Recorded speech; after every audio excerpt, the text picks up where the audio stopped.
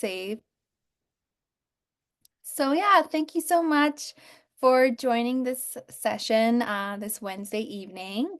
We're gonna go ahead and just get started with some very brief introductions, and I'll go ahead and pass it over to my colleague.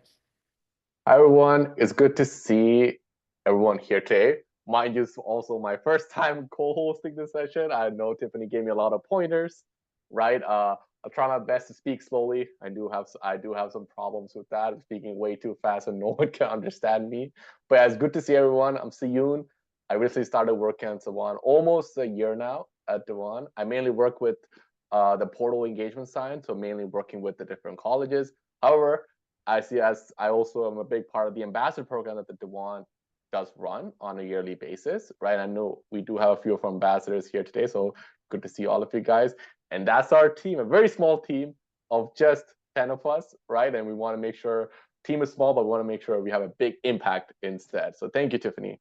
Over to you. Amazing. Yeah, thank you for that introduction.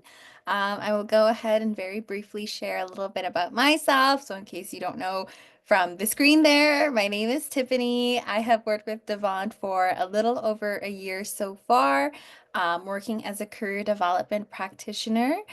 So, thankfully, I was able to get this job through referrals. So, we'll definitely be talking about that and, what networking can do for you as well for your professional career.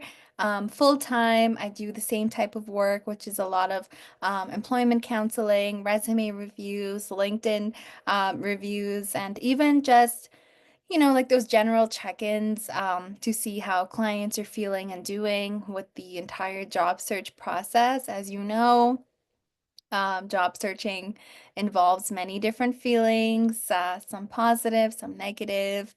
So just supporting with navigating that process and seeing how you're doing, how you're feeling, and brainstorming some next steps together. So for this session, everyone is muted right now, but you can always go ahead and raise your hand and we can unmute you as well. If you're someone who prefers to have your video off, by all means, go right ahead. The session, if you heard, it is being recorded, so you will be receiving a copy of this as well. For questions, yes, we do have the chat available, but I would highly recommend using the Q&A instead, just because sometimes in the chat the questions get lost, and we're not able to really find them as quickly, or we find another question instead that has come in a little bit afterwards. So Q&A is usually the best option for asking questions. And then we will also be going over some of the events coming up as well over the next few weeks. And I think it might even go into April a little bit. So Mhm. we'll go ahead and get started. So just a little bit of a background and information on Devant if you're not already aware and familiar with this. So they have supported over 48,000 international students and newcomers with getting hired in Canada. So a lot of the advice and the support that we provide is free. I remember meeting with someone who works here and they were explaining how they've utilized AI into their resume services, into the interview services that they're offering. And honestly, they are ahead of the game. Oh, and you said over 55,000, so maybe we need to update that. So that's even better. That Mhm. is an amazing accomplishment as well. And of course, if you're ever interested and you want to learn more, you can also go on to the website as well. Did you have anything that you wanted to add in there, or No, I think we're good. Thank you for that great intro. Like as you said, we're always working behind the scenes. Most of our events, as you know, are free, especially our weekly events. We do host our special. You guys just missed our Get Our Home Virtual Yeah, Hiring Expo, right? I know we had a lot of training for that, right? We're gonna be back and bigger again. We already started preparing for our next one, which is happening in October, right? amazing. Getting some sponsors, employers. Thank you, Tiffany. Right. So in order to get access to that in order to get priority for interviews in terms of employers. We are going to prioritize people that attend our weekly events. So definitely do follow us. I'll be linking all our events and calendar in the chat as well. So you can easily just register there. Thank you, Tiffany. Perfect. I love that. Thank you so much. So we definitely, again, this session is all about those who were registered and showed up this evening. So I would love to know, hopefully there are a few. I know we're only at the 5th so far, so maybe even a little bit about your February. What are your wins this month? Hopefully we have a few. Maybe you made a really meaningful connection on LinkedIn. Maybe you had an interview that went very well, um, a new strategy that you've tried out for your job search. Um, and if maybe we don't have a whole lot of positive things taking place, that's okay. Like I said, the job search is, a little bit of a roller coaster of emotions. If you have any challenges that you face, so maybe you've been submitting applications consistently, you're not hearing anything back. Please let us know what is going on your end. Use the Q&A, the chat. Let us know what's happening, what's taking place. Amazing. Yeah, catching up in your inbox. That's a huge accomplishment. Hey, you guys. Just a lot of Hmm. things. Don't be shy, guys. It's a Q&A. We want to have a discussion with you guys, not really a presentation, right? So definitely, Yeah, absolutely. Please feel free to take advantage, right? To just type in the chat. I think with the Q&A, you have an option to make yourself anonymous as well. So if you don't want us hmm. to know all of your details, you also can do that as well. I think Annie has her hand Yes. up. Should we allow her to talk? Yeah, let's go ahead and Go ahead, Annie. You can unmute yourself to talk. Hi. Hi, Annie. Okay, so how are you? So my We're question that I want to ask is, I'm presently in Moncton, I'm going to Eastern College. So what for us that will not be able to make it to the to your program in Vancouver. So do you have any plans for us here?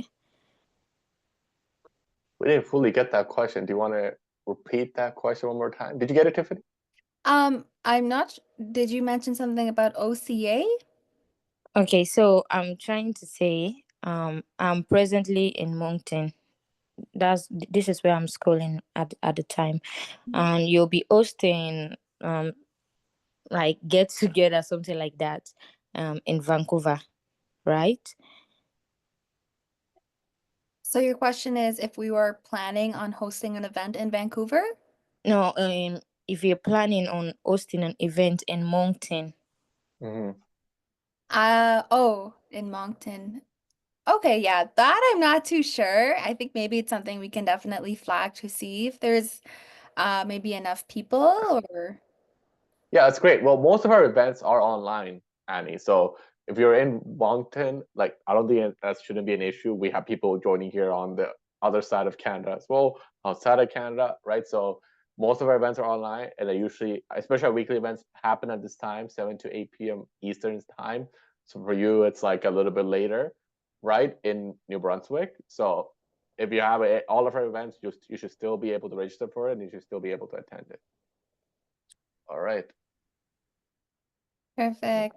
I see we have something in the Q&A. So, as a recent graduate, how do they move forward with their job search with no Canadian experience?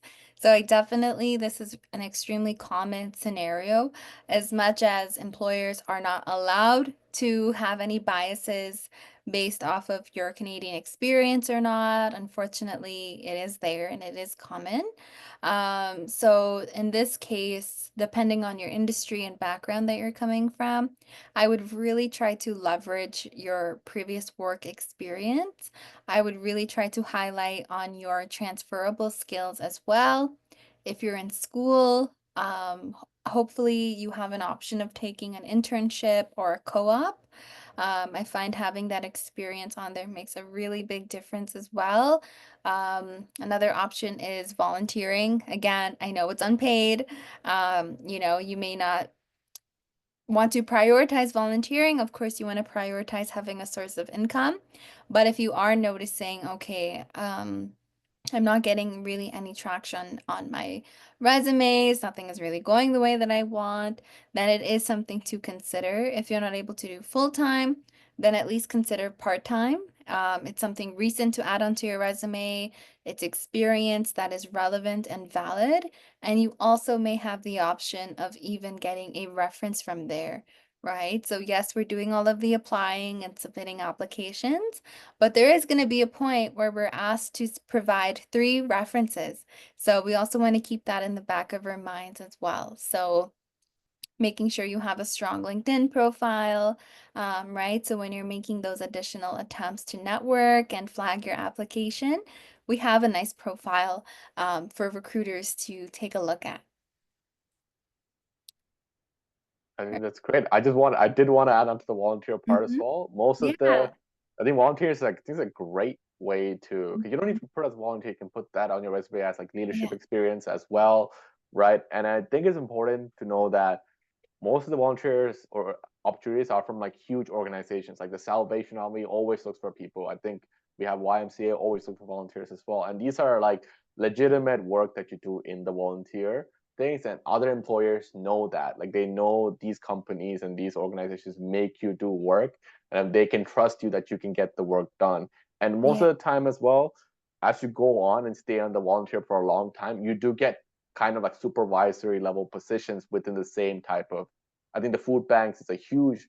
example of this. When you start off as like, as a line server to someone that actually oversees the whole operation within a certain branch, right? So volunteer is actually a great place to start. I can link the main volunteer opportunities in Toronto in the chat if you guys want to look at it. Well, Yeah, I think that would be amazing. There's also Charity Village. mhm. That's also another good website as well. We have another question here. It says, what tips can you provide for a field placement search? So it's amazing that your program is offering a co-op or an internship. So again, if you have an option of opting in for that, I would highly recommend doing so. Usually for schools, there is like a placement liaison or a field placement coordinator. I would ensure that you are staying in close contact with them. A lot of the times they have relationships built out with certain communities or certain organizations. And basically, the more they get to know you, the more that they can vouch for you as well, right? To be able to confidently put you forward to those organizations. Um, Even LinkedIn, again, you're going to hear that a lot from me. It's just my favorite thing, especially for someone who's job searching. People underestimate how much of a powerhouse that website can be and how much opportunity it can bring for you. So yeah, making sure you're marketing yourself as a recent student or a recent grad seeking an internship. There are employers who are looking to hire specifically for that reason. They have funding available specifically for that reason as well. So just making sure you're marketing yourself in that manner. Sometimes adding in the courses that you're working towards or the courses you've already completed also helps the employer understand a little bit more about your background as well. Next is, what is the easiest way to get a part-time job as a student? What to do to get a place to work for your file placement. So yeah, going back to employment, of course, if it doesn't matter if you're seeking part-time or full-time, I find the biggest barrier these days is to get past the ATS, right? So that is the applicant tracking system.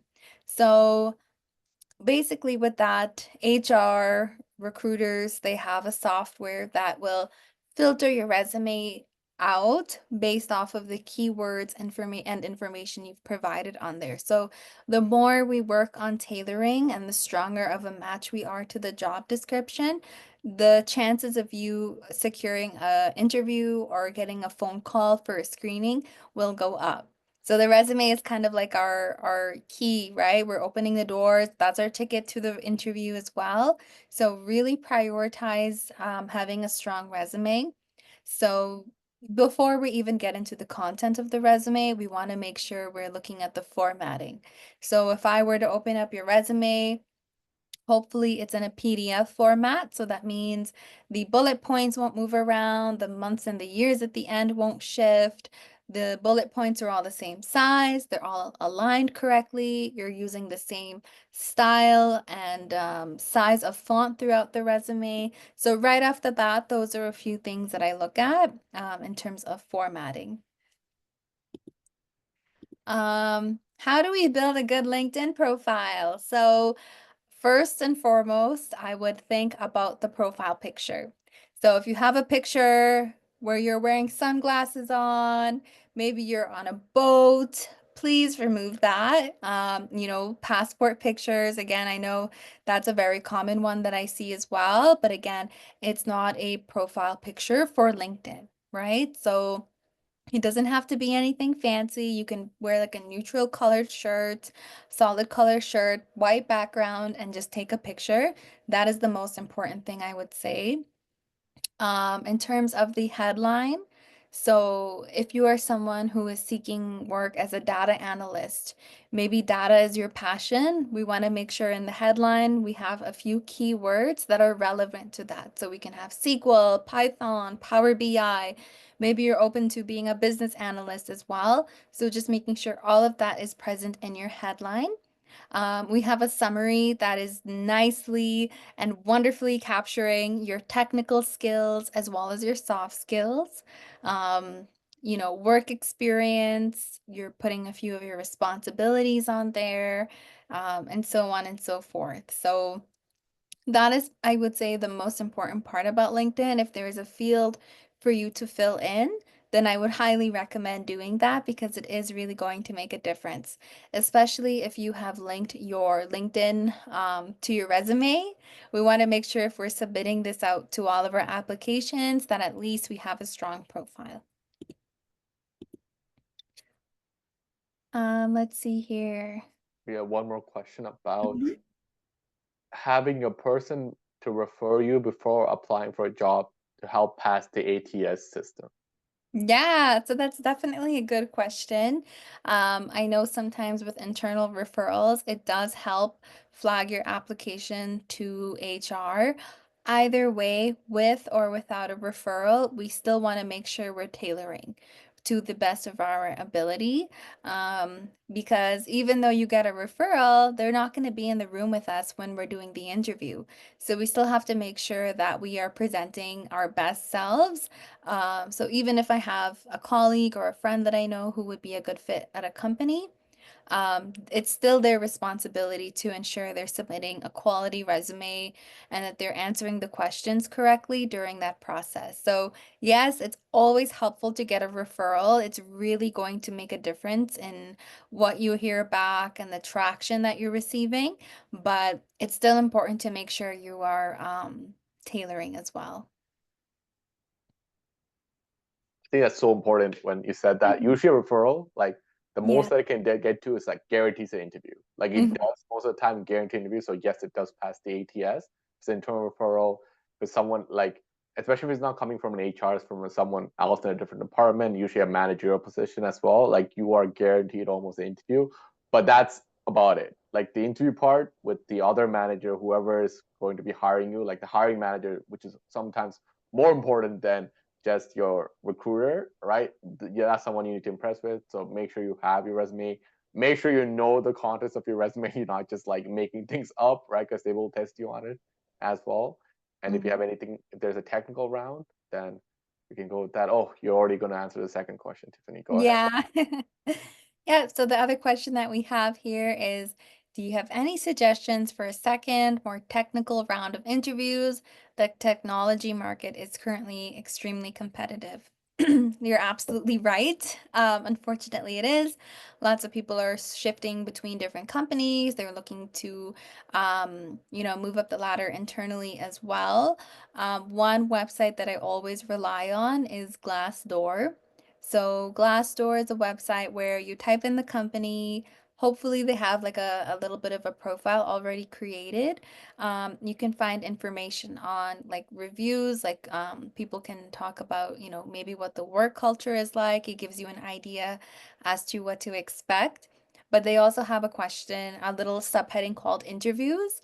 And I always look at that for my clients, for myself. If I have anything coming up, I usually take a look to see what are the common types of questions that are asked on there so that I could better and properly prepare for this as well. So again, they might let you know, the second round of interview will be with this person. So you know if it's someone who works in the department, then the questions might be more focused on the responsibilities that you will be doing, rather than seeing if you are more like qualified for the role. So again, Glassdoor is a really huge help. I mean, ChatGPT is there as well.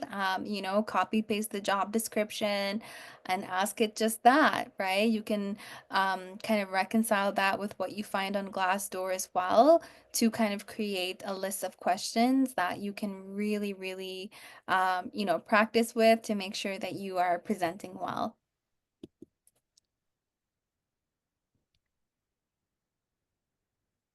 Um, Overqualification as a it's actually a common like yeah, doubt people have.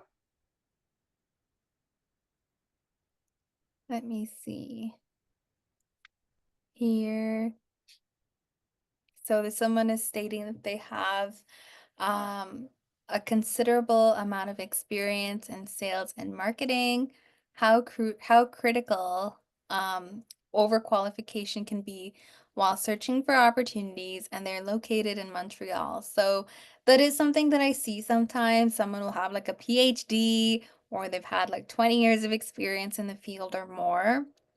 Unfortunately, you know, this involves sometimes removing some work experience or removing some education depending on the employer and where you're looking. So if you have provided, you know, all of your work experience on your resume, but you're not hearing anything back, then it's time to maybe revisit what that looks like.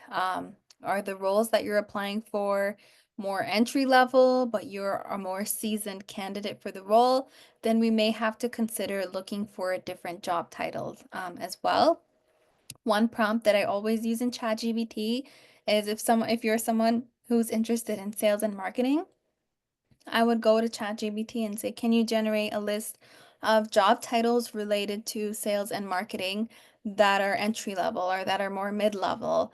And then going on to LinkedIn, signing up for those job alerts as well, using those titles. You can go on to LinkedIn and type in a job title that you're interested in and find people who are located in Montreal who are already doing that type of work as well, and send them a message. Send them an invite or a connection invite and see if they would be willing to have a coffee chat with you as well.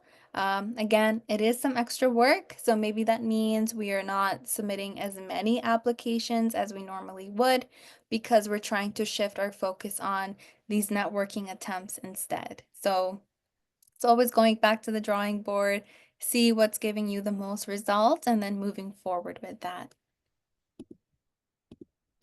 Another question here we have is, if an employer offers two channels to apply for a position, for example, LinkedIn and their official website, is it advantageous to apply for both channels to see if a job offer?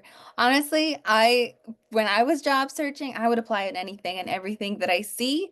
I'm gonna make sure you get my resume through your website portal, through Indeed, through LinkedIn, because the thing is, you already have the resume created, and you just want to make sure you get the role. You want to make sure you get a pre-screening phone call, a technical assessment sent your way. So if you see that it's available on there, then go right ahead.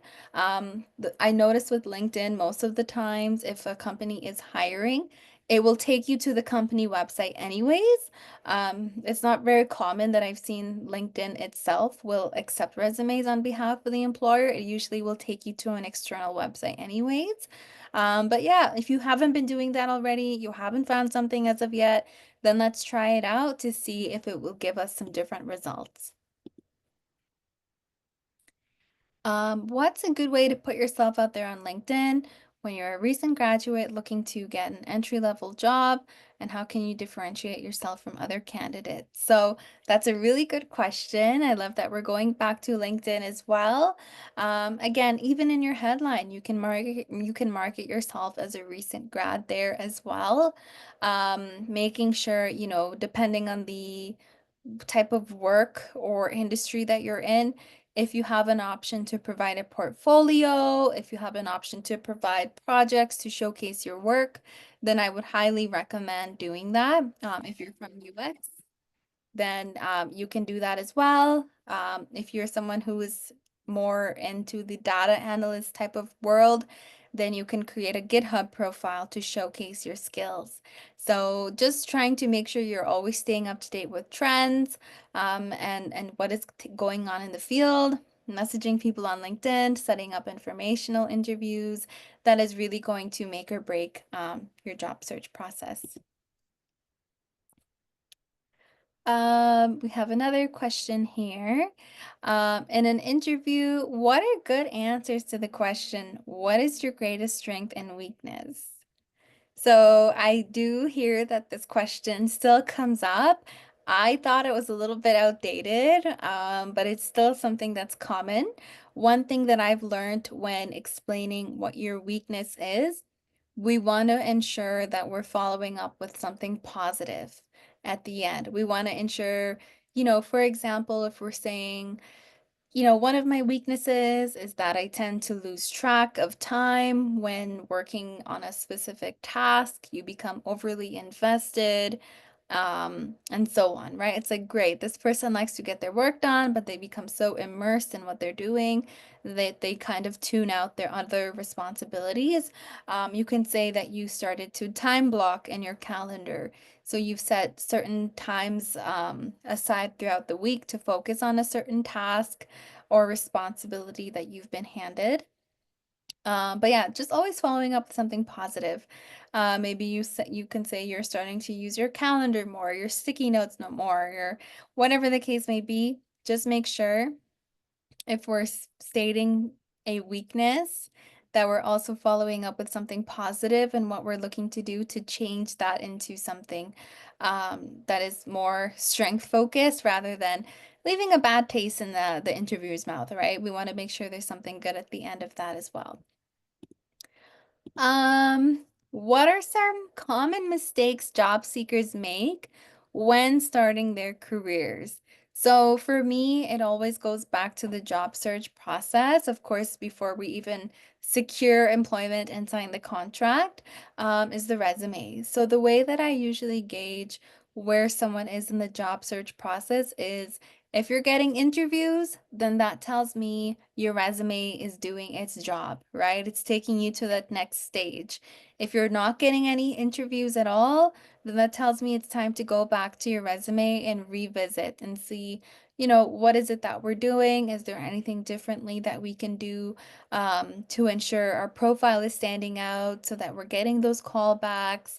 Are we using any ATS that is available that's free to see how much of a match our resume is for this job.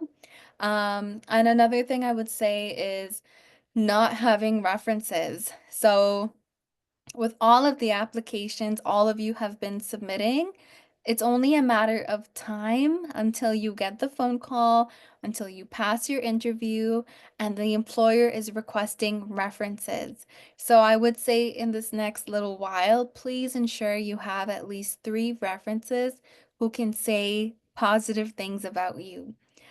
Make sure that you have a strong relationship with them. Again, not just reaching out to them when you need a reference and saying, hey, I need a reference by tomorrow, and you haven't spoken to them in like 3 months, right? So just making sure they are part of your regular communication. Maybe if you just keep a few notes on your phone, like maybe they have a dog. I don't know. Some people really love their pets.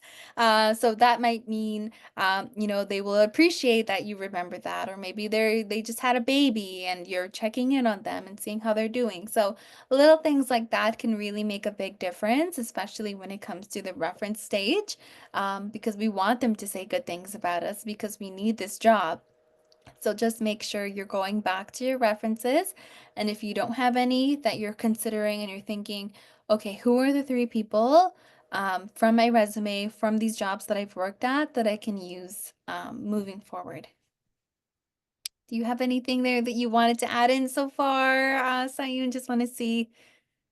I think sorry, just working on something else while you were talking. But I think Yeah, you no got the problem. you got the whole point about the. I want to come back to the whole Mhm.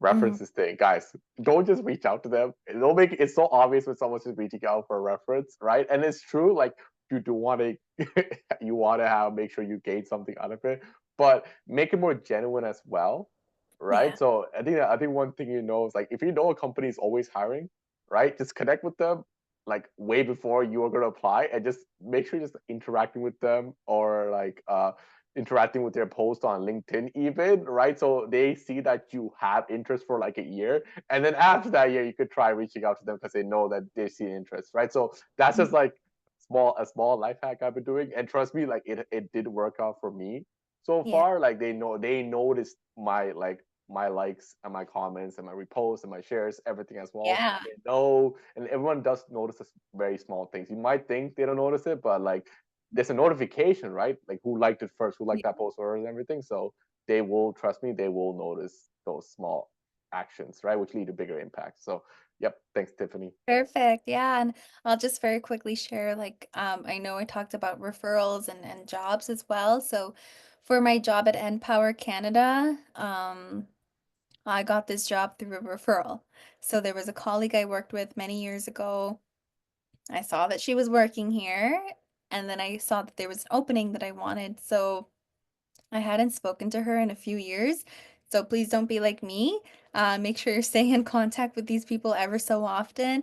I did reach out to her. She did flag my application, and thankfully, I was able to get an interview right away for my role here, even at Devant. I had a colleague that I went to school with, and we maintained our contact with each other, and then she was the one who referred me here. So this is, I'm not just saying that for the sake of the workshop that we have right now. It's something that I have actually practiced and it does work, which is why I'm even here tonight. So, again, it does make a big difference. It may not be an immediate payoff, but long term, a few months, a year or so down the line, you will see that it pays off.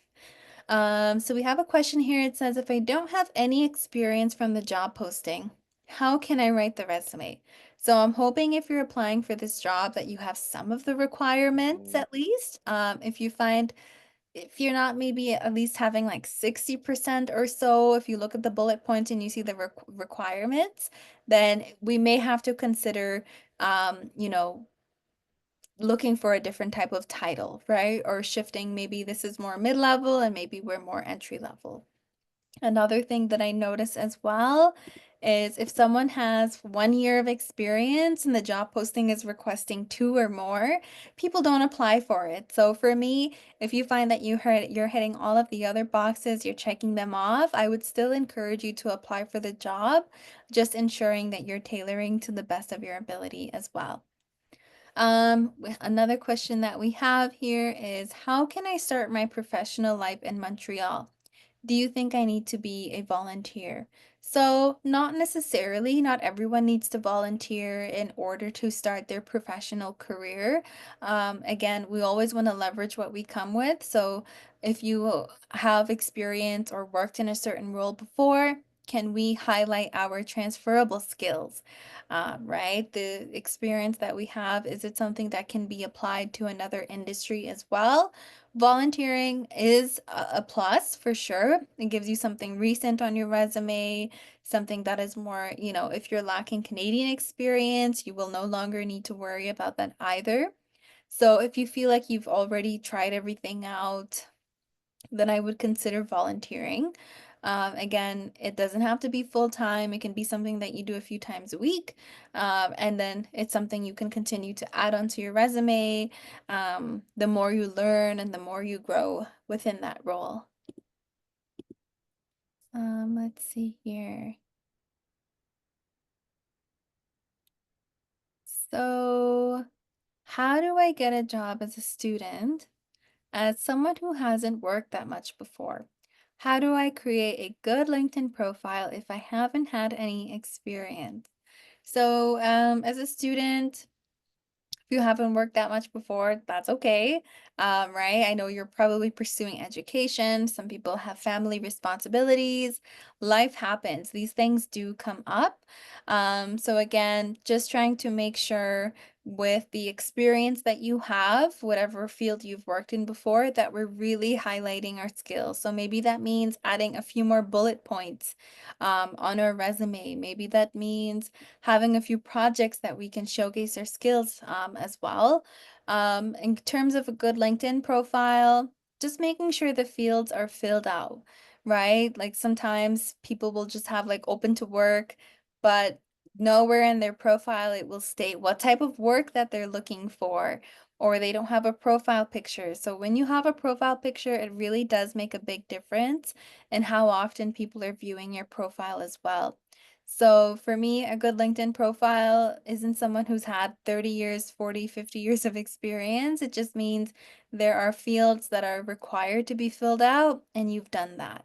You know, a full and complete profile. You've picked a banner, you have a headline, you have a wonderful summary. Again, you can use ChatGPT to craft this as well.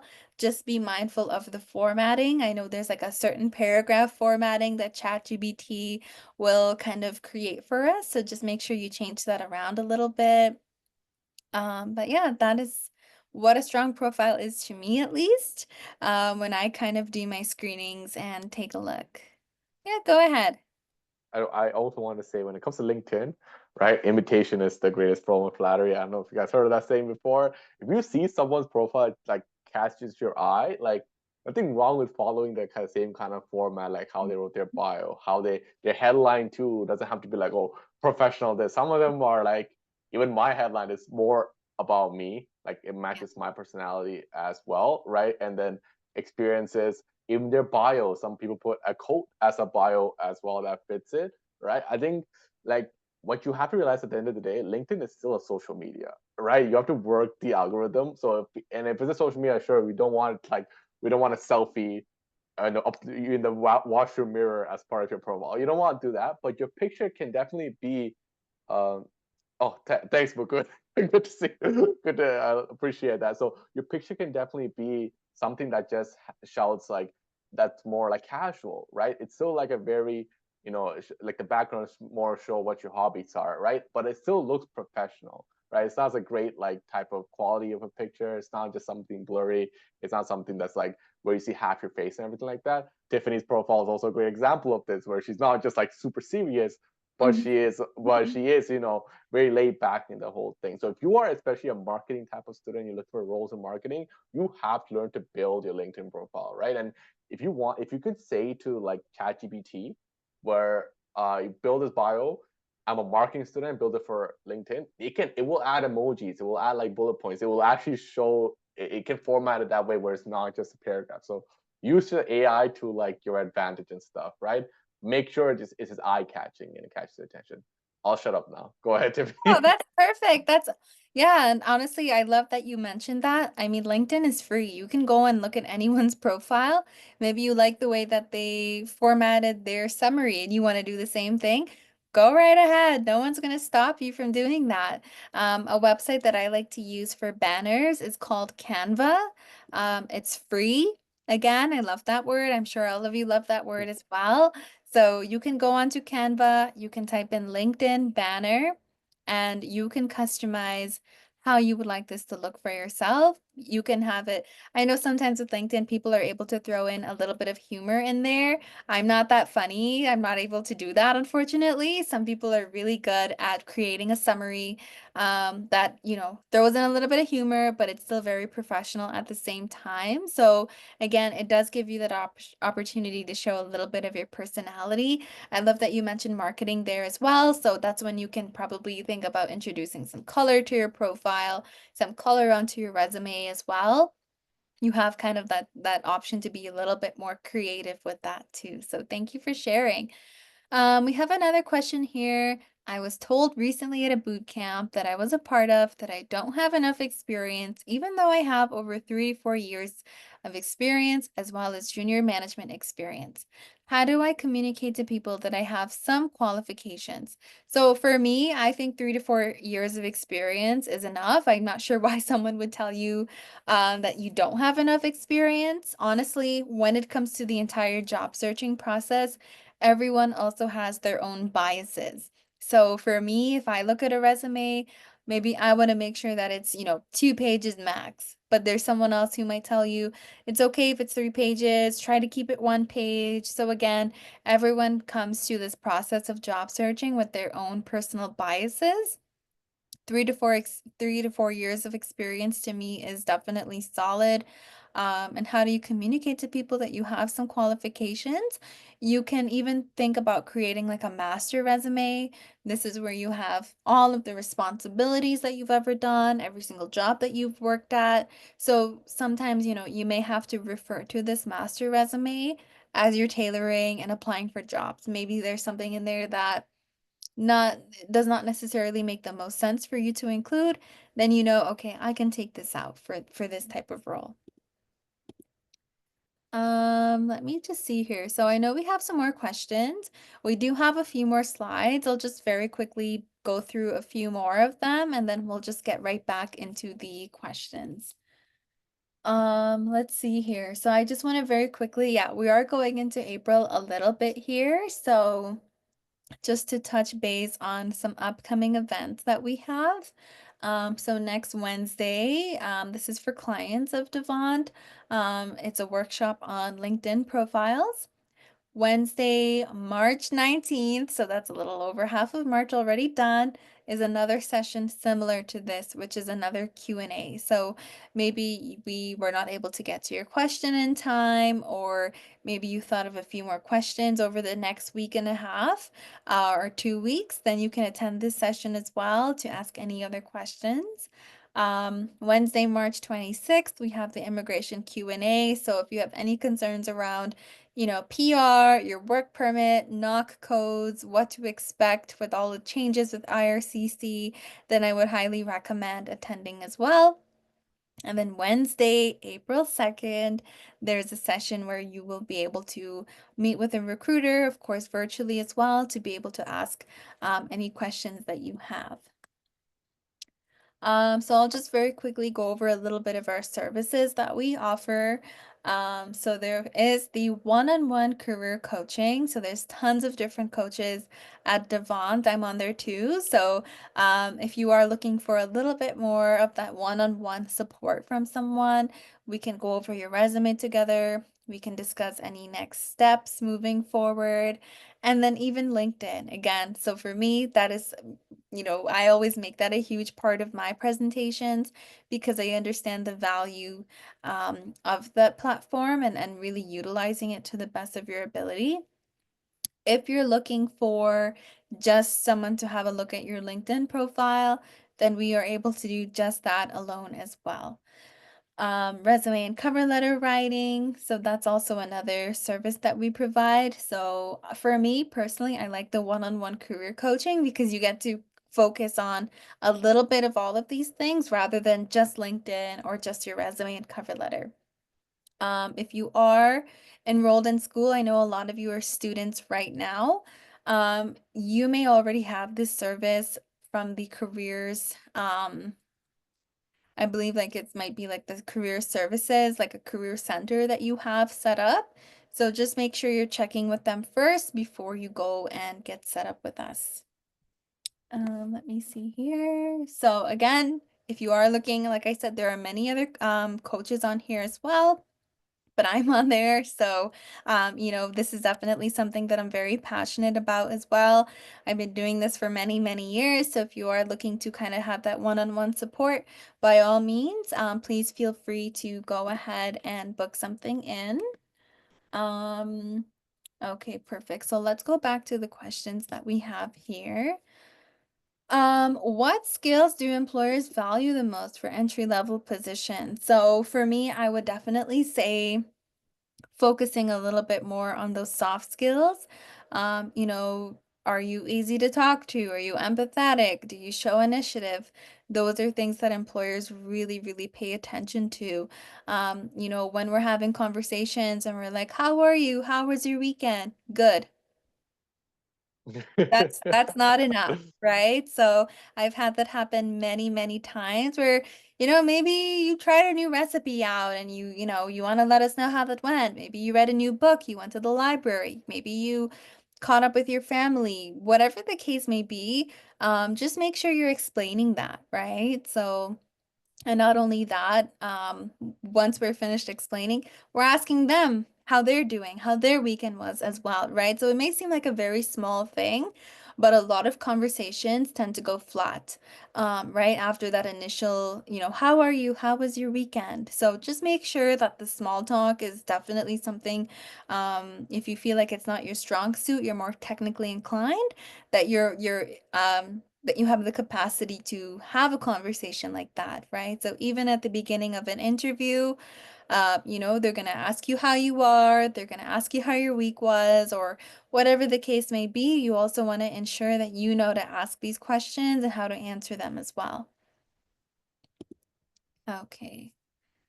Let's see here. So we don't have experience in Canada. We apply for lower level versus have worked in the past. Which posts we should mention in resume?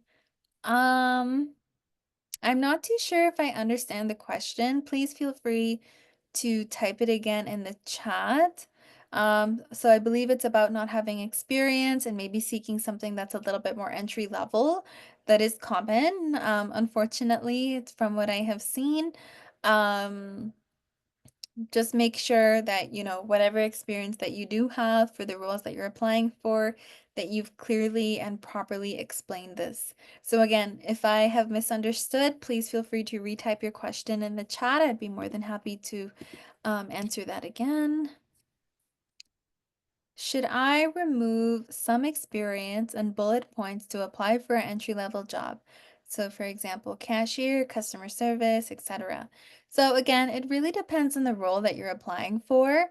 If you find that there is a little bit of a focus in the job posting on soft skills, then having that at cashier experience and that customer service experience is really important. So for the job that I do right now, I support a lot of people who are looking to get into data um, with their job search. And for me, if they don't have customer service experience, it makes things a little bit more tricky for me. I feel like that should always be the baseline for any role that you've applied for. I feel like everyone should have some form of customer service experience on their resume. So don't disqualify that. Maybe instead of us providing 5 bullet points, we only put 2 that are relevant to the job. If we're removing jobs, and that sometimes might mean we have a gap in our resume as well, right? So again, use your discretion, see what makes the most sense. But cashier and customer service, to me, those are always jobs that help us understand where you come from and just make sure you're highlighting those transferable skills. Let's see. Open to work badge on LinkedIn. Does it help or hinder candidates? So honestly, I cannot really answer this one too well. I know there is an option on LinkedIn where if you don't want to necessarily advertise that you're open for work, you can be open to recruiters.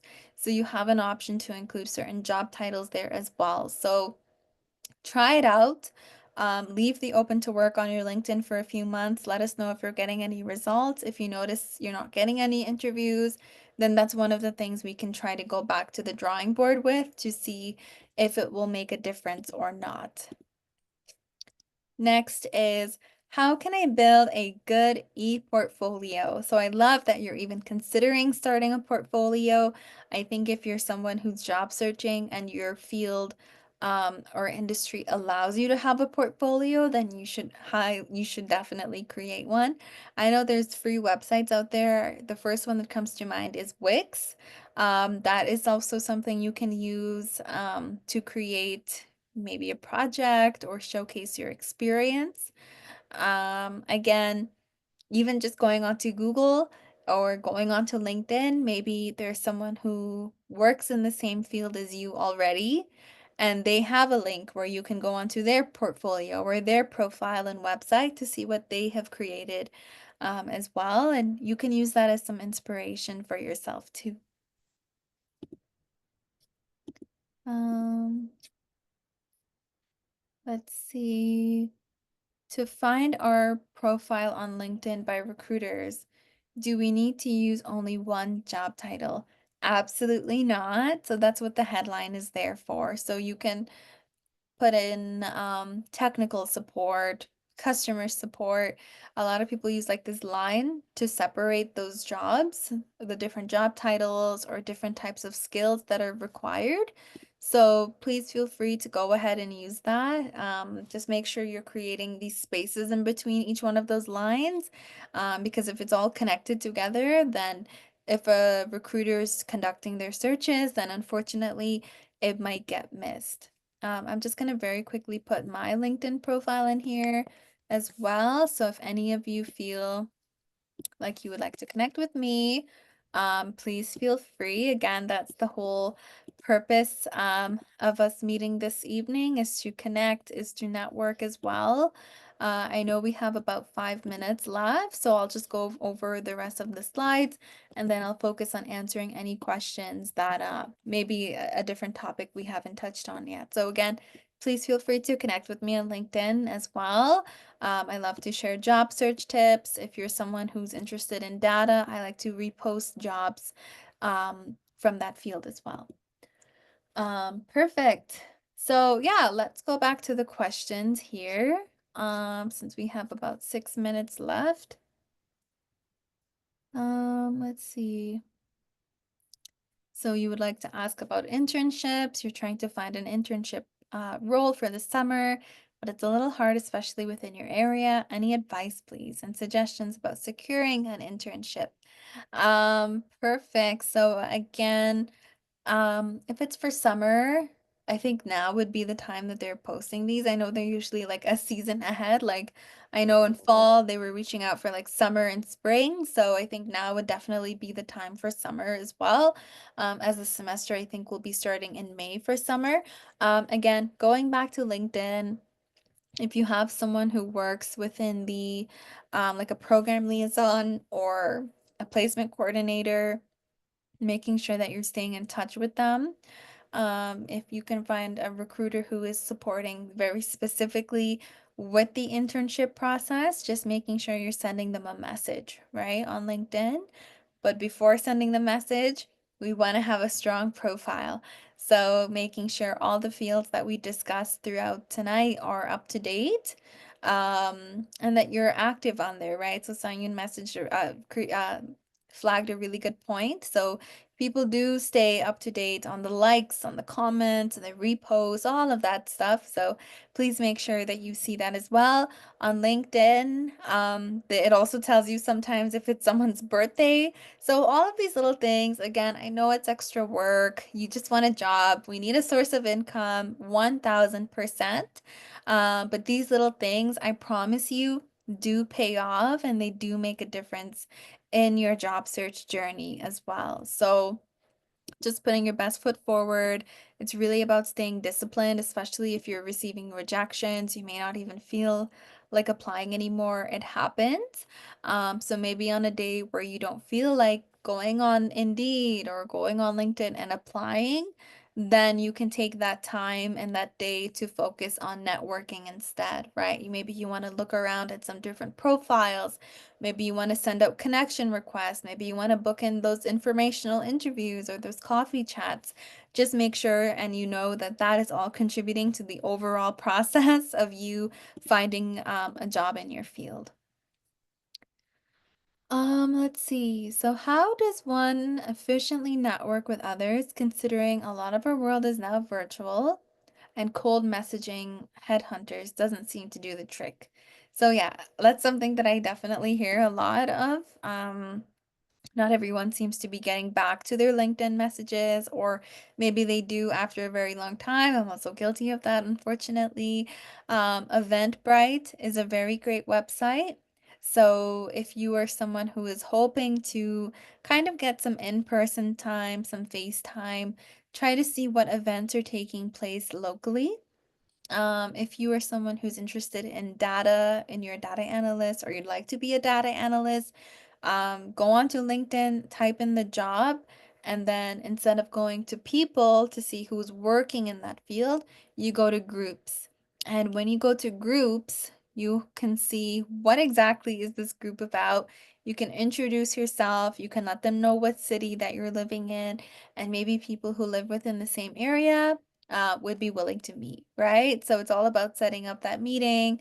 Maybe there's an event coming up and they would like for you to attend, or maybe you didn't know about it. But usually I rely on Eventbrite for hiring events, job fairs, networking meetings as well. It's usually really helpful for that.